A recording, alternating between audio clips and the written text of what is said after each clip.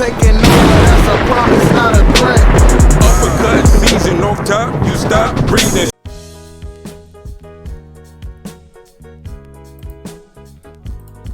Yeah, what's good, yo? Welcome to another episode of Real Talk, where as always, if shit's real, we talk about it. I'm your host for this afternoon, Pat Scorpion, the New England representative, and as always, I got my man with me. I'm gonna let him introduce himself.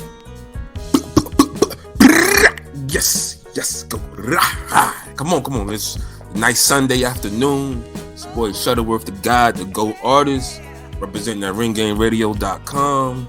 AKA LB, Lauderdale Boss, you know what it do. Let's get it.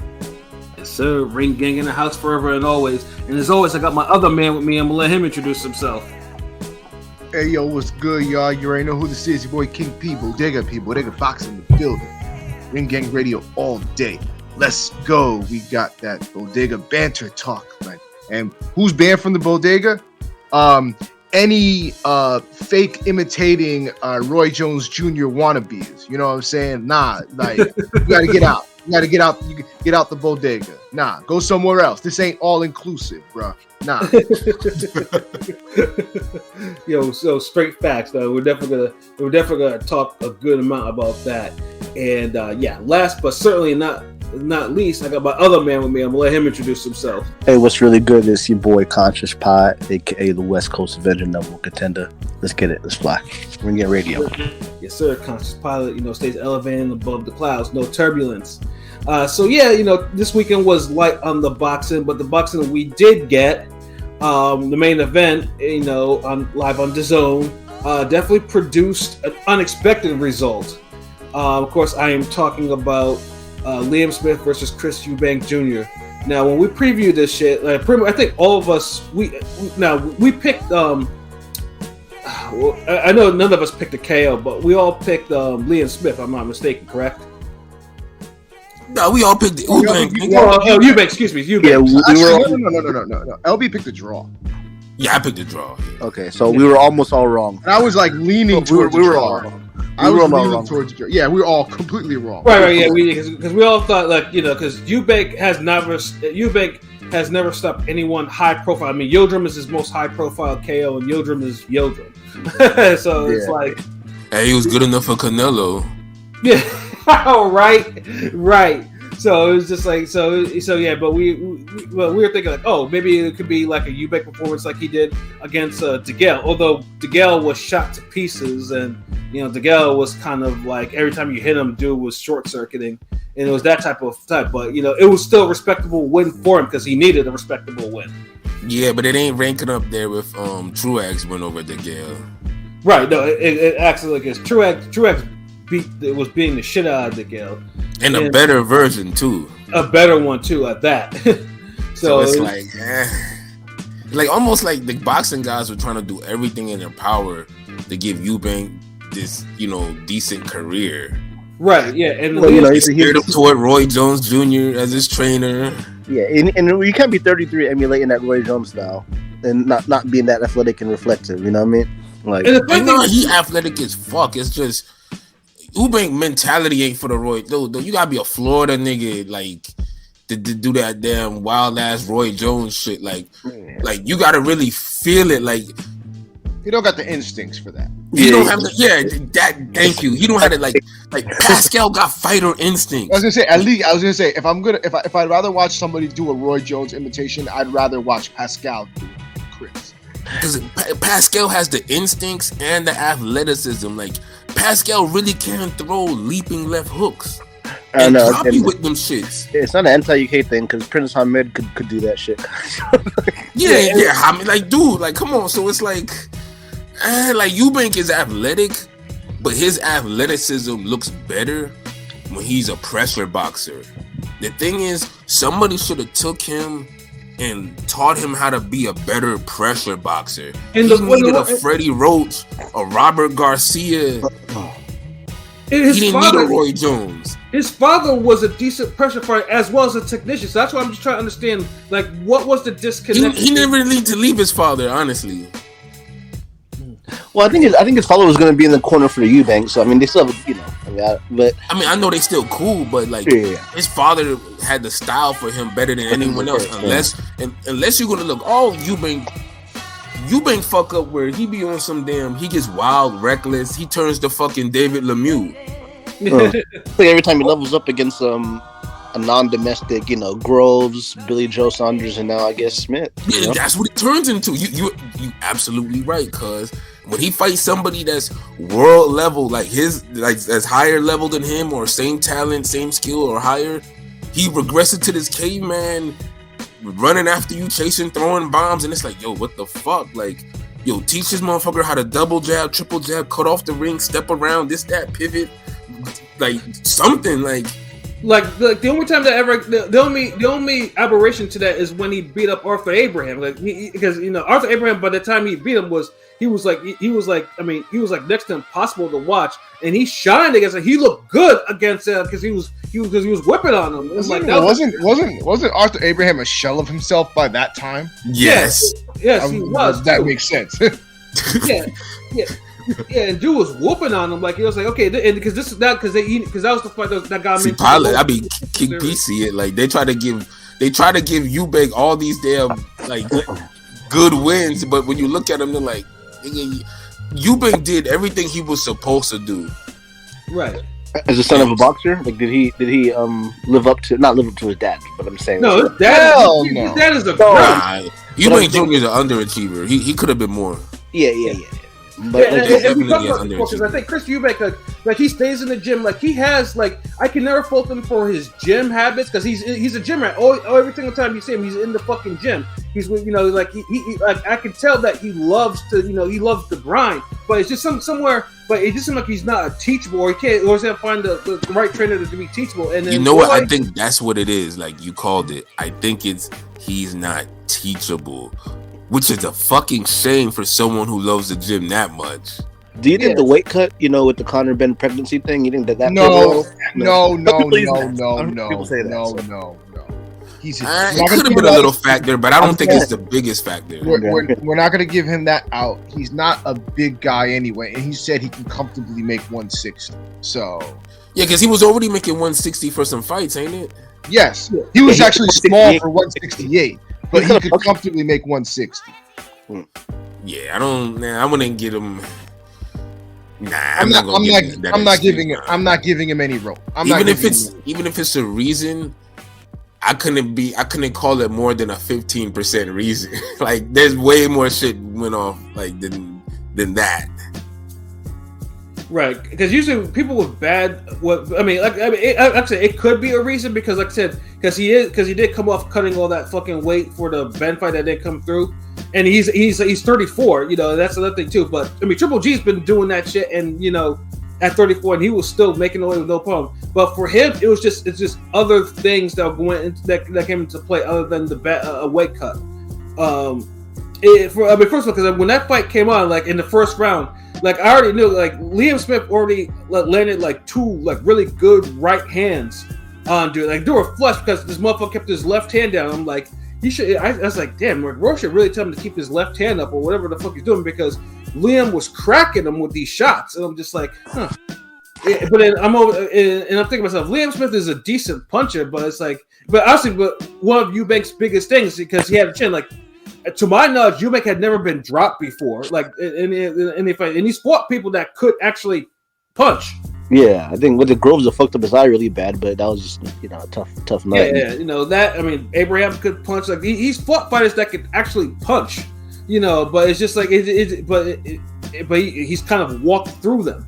But in this particular case, I'm thinking to myself, if he's catching clean punches like this, I can't see this actually being any good. And then, but then, as the fight continued, like, I mean, it seemed like Eubank was just like moving around and throwing this little jab, like basically, doing his best Roy imitation. And then you can see Liam Smith like really getting into the groove of things, like you can tell he was able to muscle him, which is another thing I found kind of surprising. I was like, wait a minute, I thought Eubank was the stronger fighter. Why? Yeah, he was like physically pushing him around. Yeah, exactly. It was like bullied him. Like it was like, the rounds were competitive. I'm just saying, like, it was kind of surprising. Like, Liam didn't look like, because Liam's like came up from 147, 154, right? He's kind of like a small. Yeah, I mean, Liam Smith held the 154 belt and everything, so now it's come under 160. And I'm just looking at our comments right now. Salute Android. Salute. Yeah, Eubank started late. Which is also true. I mean. But as far as the thing is, it's just Eubank already has a Hall of Fame dad in his corner, so it's not like he's had I don't buy the late excuse. Like boxing one of those things. If you're willing to teach, like if you're teachable, I think you can grasp it at any level. But as far as the Roy Jones style, yeah, that's better. You learn that you're young, but yeah. And then AOB. Shit, I mean, look at Pascal.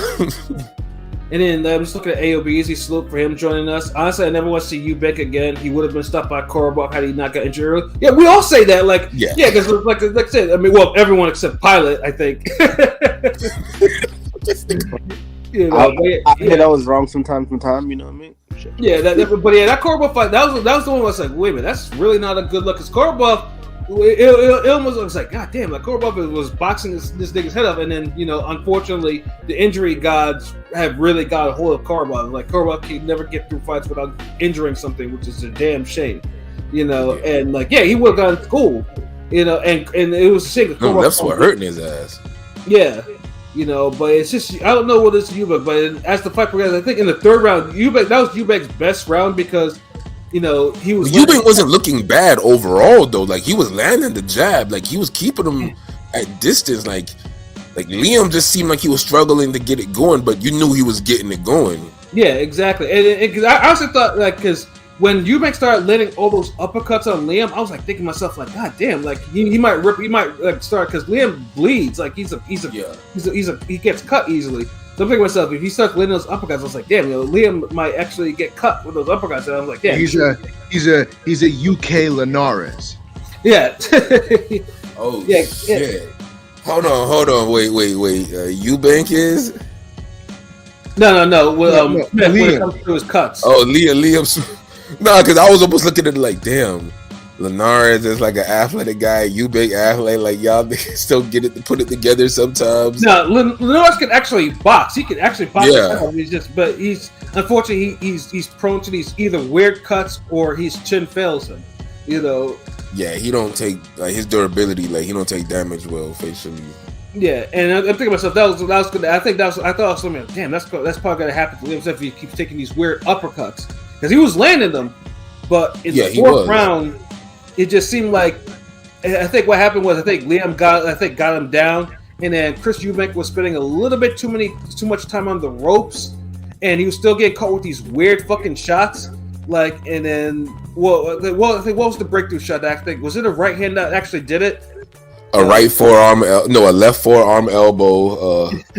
I think a left hook, a right uppercut. Those all of them shits. But at the end of the day, Eubank shouldn't have been on the ropes that long. You could make a case that Eubank was winning the fight until then. Yeah, you could. And either that or it was a draw. Either that or yeah, exactly. And it's like he gets hurt with the first real punch, and then it's like it's over. Like. That was fucked up. Someone said, "Oh, he's trying to do his best for a Jones impression." And I was like, "Come on." He don't know. See, the thing is, he don't have Roy Jones killer instinct either. He's talking about how he went down because he got clocked by a shot. He's talking about talking about the target. Oh shit! Oh damn! No, he was. I mean, and then this idiot was doing his best imitation of Zab when he was getting up. Like he just He said that nigga he was Mystique. He was just turning into everybody. He was super drunk. I mean, not trying to make fun of him. He was fucked up, but it's like he couldn't stand straight. I don't even know if the ref should have let it continue after. Nah, the ref did him a favor. This is one of those times. If the ref would have stopped it after the first knockdown, I'd have been good because his legs weren't steady. Like he was done. Yeah. I saw it at the Rome earlier. He was like, God damn, like, because everybody was hitting me up, like, because I didn't see the fight. Like, I wasn't feeling well. Like, I had to go to, like, I saw the Parker fight, and I think the Congo fight was next, right? Yeah. I was like, yo, I just have to go to sleep. I'm tired. I'm not feeling well. nigga, like I missed the whole Liam Smith fight. This nigga hit me up later. I was like, yo, I had to turn off boxing. He's like, what, man? You better go to the hospital. So I'm like, nah, nigga, I ain't that bad. Let me go watch this motherfucker, dog. Nigga, Smith, Eubank, man. Do y'all want to see a rematch for that? Because you hear Eubank. Nah. I'd rather see the way he took the whooping. That's why I was like. That's why I was talking about like when this nigga said rematch clause. I was like, for what? Like, what rematch clause for what? Like, because it'd be one thing if the shit like went real some rounds and it was like nip and tuck and it was like that, and Liam Smith like maybe eked out something near the end, but Liam Smith ended that nigga's night early. Like, and it was so comprehensively early, it made no sense because it was. Just and that's the thing I keep hearing. Like everybody who hollers at me, because I had other people be like, "Yo, I heard Eubank got knocked out. Eubank knocked out." I'm like, "Yeah, it was bad." They're like, "But fourth round bad?" I'm like, "Yeah, nigga, like shit." Like no one envisioned this going like being stopped 4 rounds. Like dudes was like, "Yo, 8th, 9th, 10th, I can understand he get worn down, but the 4th, yeah." That's wow. Yeah, that was. I was like, damn. Like, it's like, what was the odds on Liam Smith actually stopping dude? Because, like I said, Eubank for all his flaws is durable. He's durable as hell. So it's like, just for the fact that happened, it was just like, Jesus Christ. See, like, I mean, Liam Smith looked like a killer, and you know, and the funny thing is, because I know with Eubank too, his eye was all messed up too, like under his right eye, like this. And like it was like a ball. Like I didn't know if it was just either swollen or he broke or Liam Smith broke something. I mean, nothing has been confirmed. That's an insane swell. So yeah. So yeah, I'm telling you, all those fades he caught like a forearm elbow, something. One of them, like something had to just do it for it to swell like that. Yeah, it was I don't think it was a regular glove but at the end of the day, you're not supposed to be taking those type of shots anyway. Right. You open yourself up for that. I'm just taking a look at the comments again. Salute Pro, I see that you join us. And then Chris Brand, that nigga Eubank would be a Forex trader if his daddy wasn't a boxer. Oh, wow. And honestly, he probably should be one after this one. Because after this fight, be a personal trainer. Yeah, because, I mean, Eubank, I mean, obviously, because they have conversations like, oh, yeah, he's ready for Triple G. Or is this, that, third, like, even Triple G as Triple G's getting older too, but Triple G, as soon as Triple G probably landed a jab, dude would probably be gone. I think they did the stanky leg as soon as Triple G landed 1-2. I was saying, if he was so ready for Triple G, he would have fought him 7 years ago. It's funny, and now he's calling him out. Well, not anymore, but he's going like right before the fight, the interview before, he's like, "Yeah, I want Triple G next after this." I'm like, Roy Jones is like, "Yeah, he has all the tools to beat Triple G." I'm like, man, y'all fucking haters, shut that shit. What about 2015 when you're supposed what about 2015? You're supposed to fight him. It's funny how Munguia and all them want old Triple G now, like he's an easy lick or something. Yeah, and another thing too is to remember how before there used to be like a relationship between PBC and the UK fights, and Chris Eubank was part of that. Like, I mean, that's the whole thing. Like him being on that card facing Korobov was supposed to be. I was gonna fight Charlo. I was just saying Charlo would have destroyed him. PBC tried their damnedest to get him as many fights as he could to build up a fight with Charlo, and he couldn't even do that. Like, yeah, he bailed. Like that was the whole thing. Because after that Korobov fight, because he won. But everyone knew that the dude was a flop. But they were trying to but then Chris Eubank all of a sudden was like, "Yeah, I'm gone. Like, yeah, I'm gonna go do, sign with." That's what it is, yo. He's like, Eubank is just spoiled. Yeah, he doesn't really want to be a boxer. Eubank is damn near a YouTube boxer in a sense. Like he just uses his name, his father's name, to travel the world. He's like Ken Masters. Motherfucker rich, so he could travel and go to any gym, get any trainer. He has some talent, but he's not focused on using his talent the way it should be. He thinks it could be applied other ways and it's just not working. And he doesn't try to just stick to one type of lane and try to progressively get better with his opponents in his fight so he could really improve. He just wants to pick and choose. He could have fought Andre. He could have fought Munguia. He could have fought Charlo. All these names he could have fought, but He doesn't want to. He's like a Ken Masters bully. Like if Ken would have never met Ryu, he'd be Eubank. It took Ryu to be like, look, man, you got to fight the Saggets and the Fei Lungs. You can't just fight these jobbers over here in your mansion. Yo, facts. You got to go to the Air Force base and fight Guile, nigga, and you got to go here and shout out to the Street Fighter, my niggas who watch that Street Fighter V anime. You know what I'm talking about, like R.I.P. Rodney. Yeah, no, but that's the vibe though. That's really the vibe. Yeah, it truly is too, and that's why when the fucking fight with Conor Ben came up, and we were just like, he jumped on that shit.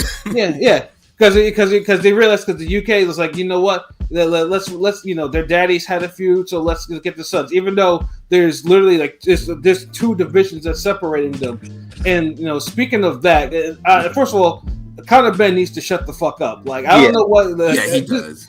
Yeah, like dude out here, like dude, you need to try to clear your name. Like just say that you will now.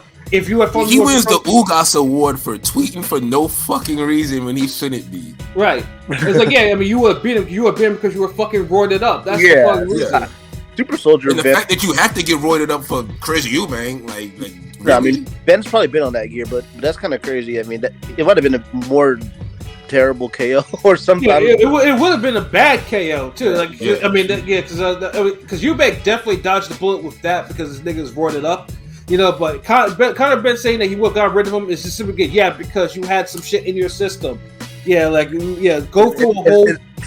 It's funny because I saw that tweet and then the comments are only allowed by him, so it's everybody saying, you would have got him, man. Easy. Yeah, so see, I mean, because him, like Eubank and Conor Ben are basically the same fucking people. They're both a bunch of half breeds that are just out there trying to make themselves, make names off of what their daddies did. Who had whole and not being serious about it. Like y'all are no better than Chavez Jr. Honestly. Yeah. And with less fights, at least Chavez Jr.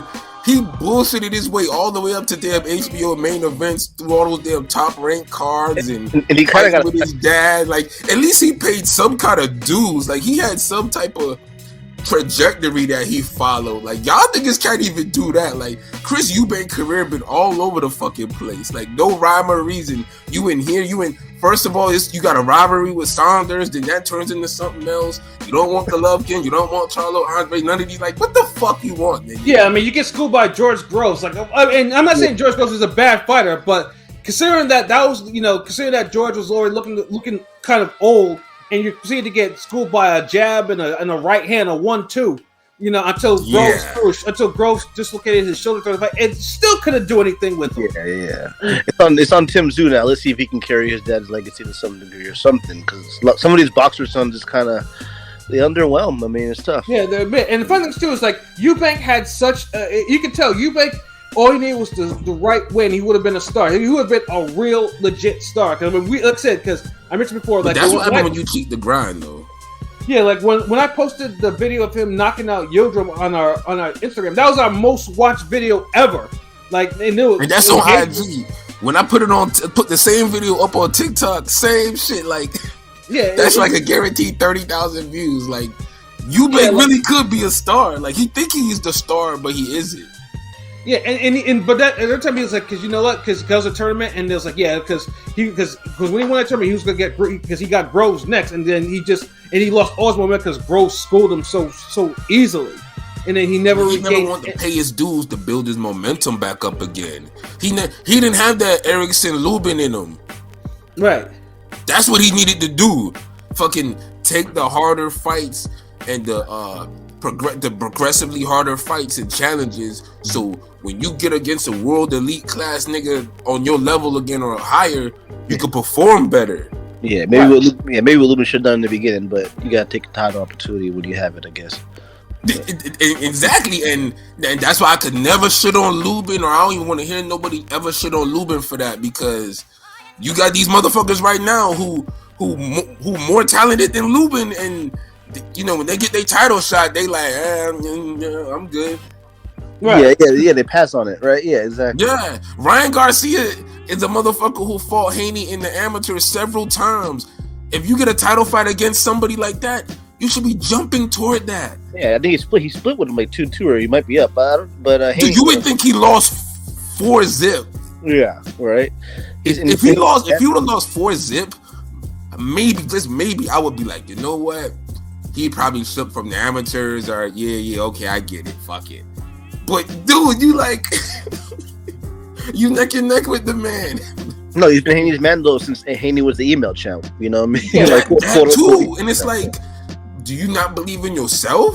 Like, you don't have quick hands and power, size, and a jab. Like, I don't know, it's just crazy, man. But that titles don't matter. That's yeah, they matter when they can beat someone that you can actually beat. That's why. Yeah, exactly. And now Eubank low key was doing what Ryan Garcia and all these niggas want to do: just hop around and see if you could hop around and fight decent, okay, I should beat these guys until I could get a guy who's a named bigger fight that I could beat for sure. Mm-hmm. And it's funny that's Eubank been doing, sir. Yeah, and also too, because I mean, obviously before that, like both him and Smith had like they had spoken to each other like before the weigh-in and shit like that, because so what was it? So Eubank accused Smith about being a cheat, and then Smith kind of said, "Hey, I don't see you in the company of any women's. What's going on there, bruh?" He is kind of true. I've never seen Eubank, I think, in another scene or a picture with a woman though. Like, I mean, it says, hey, I never saw Lennox Lewis, but Lennox Lewis is straight as an arrow. Like, I've seen wife, kids, and all that stuff. Like, so so it's whatever. But I'm just like, oh goddamn, like, and then Yeah, but you see Lennox Lewis, they like stand next to a ring car girl before and shit. Eubank, I like never. But it was funny. And then of course, I think after the weigh-in that Eubank was kind of pandered because he had the rainbow armband around, and I'm just like, how about that out real quick? Yeah, how about that? So that the pander. So I think he knew. So I was like, there was no real reason for him to pander like that, but I'm just like, yeah. And then he accused Liam Smith of cheating on his wife too. Yeah, yeah. I think he was just doing low blows, like. Yeah, I think he was the one that I think he was the one that actually started the whole shit. Like it's just rather be gay than a cheater. Yeah. It was like why they putting people out? Like, why they making people choose? Like, fuck. Yeah. But did he want a Twitter poll for that? Honestly, we probably should have put a Twitter poll on that. It's like, which would you rather be? Like, what the fuck? Yeah, I was just like, I was like, I'm thinking to myself, did Eubank take an L on this? Like, what? It's just like, it was just a weird thing. That was just a weird thing. But now I know people are like, yeah, homophobia won. Yeah, I was gonna say somebody put that homophobia won. Oh shit. Oh shit! Classic. But at least Eubank was a sport about it. He was like, yeah, he won, he caught me, blah blah this, and then Liam Smith, like I said, because we mentioned before, Liam Smith has had a nice little late career run. I mean, stopping Vargas for the first time, Jesse Vargas, and now stopping someone else for the first time. Like, give Liam Smith he should honestly, Fowler, Vargas, and now Eubank. That's a title shot. I'm sorry, that's a title shot. Yeah, especially in middleweight today is like, this, honestly, I hope they don't run this shit back. Is like, I'm not. Hey, look, nigga, if Rosado could get a fucking big fight for just the damn Beck the bully, right. 8-1 underdog type of upset, then yeah. Liam Smith, get him a fucking title shot at 160. Somebody fight him, because 160, y'all ain't fighting each other. Right, because I'm pretty sure I'm pretty sure there's a middleweight champion. Like, get Janet back in the ring with them. Get Triple G. Obviously, is probably now looking at him. Who do you think has the best chance? Who does Smith has the best chance out of the champions? Whether Janet Beck easily. Janet Beck, Triple G, or he wouldn't win that one. Even he'd still lose to mid. Charlo. Yeah. Liam Smith will get bombed out by Charlo and Golovkin. Most likely, yeah, he should. Yeah. But it'll be a good fight till it happens, until it's over though. Like, he'll press them niggas, like, no lie. Like, he'll give it a good go. Smith's like little second act or whatever is, impressive. Think about it. This guy got stopped by Canelo and Munguia. The funny thing, he didn't get stopped by He Montiel. gets stopped by Montiel. He was putting hands on He lost Montiel. to Montiel. Yeah, like I said before, Low-Key Smith versus Montiel is one of those, like, goddamn, like, this shit was brutal as fuck. Like, it was a brutal ass fight. It's a good 116, 112 type of fight. Yeah, no, but yeah, there was some real hands being thrown. Like McGill was like, goddamn, McGill's like Wait, what are we asking? Maybe that earned him a rematch. Well, what are we asking? What champ he has the best chance against Liam Smith? Yeah. Well, yep. If you're managing him, you're managing him. Well, honestly, I mean, that was where that put him at. That put him at number 2 in the WBC ranking. So he has a chance to fight for the title for the WBC because Charlo, he hasn't fought in a while. So they're gonna have to push the issue where they either make him a champion in recess or do something to elevate. Like Adames might get elevated, or you might see Adames. You can see Adames versus Liam Smith for the WBC title. For a vacant. Yeah, because honestly, because I mean, right now Jamal Charlo is looking like food, like right now, because he's so inactive. He hasn't fought since summer 21, right? Yeah, like since Juneteenth of that That's year. wild. That's fucking wild. Yeah, they're kind of like. Where that nigga was getting hit with uppercuts in the same right hand. Yeah, like in that fight wasn't even a good look for him because I remember I was like, yo, like you shouldn't be getting tagged up like this. Like this is like I know he say he won 12, but yeah, no, look at his face, look at his hand is a fucking balloon. It looked like fucking Mickey Mouse hands. What the fuck are y'all talking about? This was a good performance. Like no. Like it was like he didn't he needed like a run back of some sort. And yeah, now we're in 2023 and he hasn't been in the ring for like a year in like 7 months. He was Yeah. supposed to fight Shaletsky, and then he hurt his back, and then he's got something else going on, probably some like legal Those actually issues. got cleared. I know what you're talking about. I think his nephew or cousins called the police on him or something. His wife or something. Yep. Hit some wife shit, and also that. That shit. Like I don't know. It's just on him now. Yeah, no, he's been going, but like it's partially injuries, but there's something else going on personally. Yeah, because his brother is like flourishing. Like there should be no there should be. Like, it's weird to see one brother that's flourishing, the other one is just. And he was seen as the more talented fighter. And like I said, if Liam Smith fought him coming out, I mean honestly, Liam would have a very good shot for the upset on that one. Like he would. If put him in, put Liam Smith in with Adames. That's a good fight. Right? Yeah, and because Adames, I said before, Adames to me is on a because I need some more get back because like I said, that fight with Teixeira will never sit right with me because Speaking of which, I know this is not not on the topic, but since we mentioned Charlo, it's a dumb deal that. You saw the report, right? Fighting Tony Harrison. On March 12th for the vacant WBO. Yeah, that just got announced. So, where did that get announced? Like literally while we're podcasting, like literally just a few minutes ago. Oh no, who? Charlo and my fault. Tim Tszyu is fighting Tony Harrison in March for the vacant WBO. I mean for an interim WBO title. Yeah. Oh shit. So damn, he's not fighting Charlo no more. No, he's the winner of Charlo, it. Right? but Charlo got hurt, and Tim Tszyu made it clear that he wasn't going to wait on Charlo, that he wanted to take a fight in between. Charlo Harrison 3, I might need that, but I don't know if he can beat Tszyu. Tszyu's kind of a monster. That's I don't know. Like it's a better fight for Tony Harrison because hey, he gets him a shot, but I don't know. It's a bad. I don't know. Like if I was managing Tszyu. Now it makes sense because remember they were trying at the WBC convention. Baumgartner had gotten you have the Fundora fight, right? And then we had heard that Jake Donovan was saying that wasn't going to happen and that Tony was looking elsewhere. And I'm like, why would he why would he back away from that? Now it makes sense. So I don't know which one's the easier fight though for him.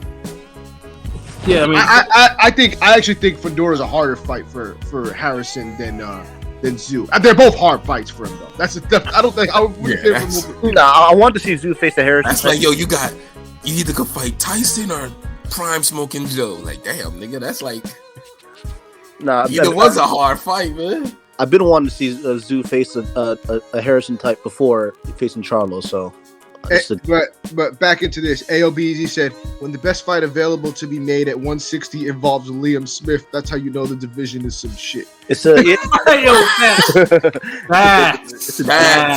Facts. It's a dead division. Yeah, Like I said, yeah. I'd be cool Right. with Smith versus Adamas. That'd be a good fight. That's a good fight. But yeah, he's right. Like damn, in any other division, a Liam Smith versus Golovkin or all these other fights, they'll be like regular fights. But in middleweight right now, we're looking like damn, I can't wait to see these shits. Like because Liam Smith, Charlo, Smith Fondora. I mean Smith, this nigga, this guy. I mean, come on. Yeah, because Liam Smith is the one he's actually fighting because he's actually getting some attention, and then so nothing too, just like not to have because he's getting up there in age, and he's on the streak like now. Like don't waste this time with He's not taking easy fights. Yeah. If Eubank had his fucking directed his career or guided his career like Liam Smith is doing and taking progressively harder fights, guys who are talented, guys who have a little power, guys who are a little different than you, he would improve, especially under Roy Jones. But right, you do all this, you get Roy Jones to coach you to fight like jobbers, and then you don't look impressive doing that.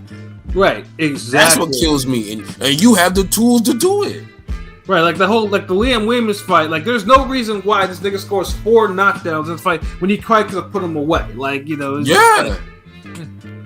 I thought he hurt him more than Andre did. Sure did. And Andre won way cleaner. Yeah, it sure did. And that's the thing. Like, you can't be out here with this whole Peter Quillen level of boxing and shit. Respectfully. Right. Dropping niggas 17 times. No, not respectfully. Well, Peter Quillen, not respectfully for me, because Peter Quillen, that dude pissed me off so many times. I know. Yeah. Oh man, shit. I mean, I don't know what else to say. The only other fight I saw was Parker, and I didn't think he should have been back soon, but Parker didn't look bad for a guy that just came off a KO. Yeah, he had little struggles because dude was giving it to him sometimes, but not bad. I think if he didn't come off from a KO, he probably stops a dude. There were levels, yeah. I mean, there were levels. Yeah. So, and then He didn't look bad though. The guy who was facing was a cruiser. I mean, like a more of a cruiser. So yeah, the cruiser was kind of holding on a little bit too much, so it took a lot of the flavor out of the fight though. But I'm not gonna lie, that undercard was bad because after that they had the African welters fighting, and that was trash. I mean, African UK welters. That was. I actually liked that fight. You like that fight? I didn't like that fight, man. Not that Oh much. shit! Yeah, Why you ain't like the fight, cuz? There was, I mean, it kind of picked up on late, but it was kind of, I don't know. And then Glowacki and Reakpor, I mean, it was a brutal knockout, but it was too tentative for like the first 3 rounds before Reakpor was like, wait a minute, this motherfucker cannot hurt me. So when he hurt him again, he kind of let off heavy bad combinations before the ref stopped it. So it's like, Shit. yeah, it was the stoppage was. I mean, the ref at least stopped it before it got too brutal. But yeah, dude kind of was like boom, boom, boom, boom, boom, like head body. How you supposed to do it? But the undercard was not. It didn't play out spectacular. But I did like that Congo fight. Yeah, honestly, that card yesterday was mid. No, I expected it. Honestly, and I'll just say this: the Hemphill Stevens fight on Friday was better than any fight on the DAZN Showbox card. Yeah, no, it was like that last round to me, round of the year so far. That was a crazy ass card. I mean, that was dope. That was a dope little card. I missed the opener, but the T fight, Oberton, and that main event was wild. That was a good Showbox. Like I said, Showbox. That's what we need, more Showbox type programming. Unfortunately, we need Showbox programming, but not necessarily on a premium channel. Like we need more Friday night fights on ESPN or some shit like that. We need it on ESPN for sure. How about just everybody make better fights? That's How about also that? true. No, but we need some of those young prospects. I missed the Showbox card, and then y'all pretty much telling me I missed the best boxing card this week, and I probably won't get a chance to go back and see that shit. So, niggas busy and live. So, you motherfuckers. So, when I do see some boxing, I just hope it's good at that moment. So, DAZN, y'all kind of dropped the ball with this shit. But, credit to Liam Smith. Yeah, great. Yeah, Liam Smith though for sure. Like like I said, get him. Don't waste any fucking time. Well, if he's contracted and Eubank wants it again, well, end his career, shit, and then so he can go try to get another dollar with Conor Benn, and Conor Benn can knock him out, or he can. Oh my God! I don't want to see that fight. Please, no. They can both ride off into the sunset and do fuck all of whatever. I don't care. The funny thing is too, Conor Benn. I think one thing is because honestly he wants to continue, but now he's pretty much calling out retired fighters away. He basically is not serious. Yeah. See, if we've gotten to that point, no, you can leave. You can retire. That's the thing. He's going to use the same blueprint Eubank been doing. He's not going to try to get progressively better anymore. He's going to use his name and his infamy and all of that shit to just get attractive, winnable fights. Bruh, that's all that's happening now in boxing. You use his name, bruh. His name is Mud. Like, come on now. Dude, he could use, but see, the thing is, he'll use his name and have Eddie right behind him with the used car salesman grin, rubbing his damn Birdman palms together, talking about, yeah, we can make this fight. I think it's a bloody good fight. Like, you already know, man. Like, his name float on Twitter all the time for no reason at all. It has no fight on. Right. All these niggas just want. Same thing with Berlinger. It's a whole generation of boxers now that just want to get to a certain level of buzzing or get a certain stature, and then just rely on the name to just make attractive, winnable big fights. Well, right. Focus ain't becoming a champion no more. Well, we're gonna. I'm sure all of us are gonna love when we see Berlanga versus Jaime Munguia. Like, oh boy. And I mean, he's just a better version of what the other ones tried to do. At least Munguia could say he became a world champion. But yeah. It's the same thing. It's like y'all said earlier. It's levels to this shit. Right. So yeah, we need more Liam Smiths to expose all the prima donnas in here. Like, you want to use boxing up well-paying dudes. Well, let's say, I want to see some more consequences. I want to see some more fuckery. I want to see, like I said, if you want to go that route, yeah, fuck it. You gotta lose your zero. Like, Ben's gonna lose his zero at some point. Berlanga's gonna lose his zero. Something like, if they don't lose their zeros before they stop fighting, I'll be completely surprised. I'll be the first to say, hey, I was fucking wrong about these twos. But both those twos, their zeros are gonna be gone soon enough. So it's like, fuck them. Liam Smith definitely won the weekend in terms of in terms of how you're supposed to conduct yourself as a boxer, because Liam Smith doesn't duck smoke, so it's good that former world champion can actually show someone who shouldn't even be what you call even a prospect or anything like that, or a fringe contender, like what boxing is all about. You gotta box, stop fucking around, like it's your livelihood. Well, it is what it is, he paid for it. Chris Eubank paid the price for his silliness, and now, you know what? F him. I don't care. Yeah.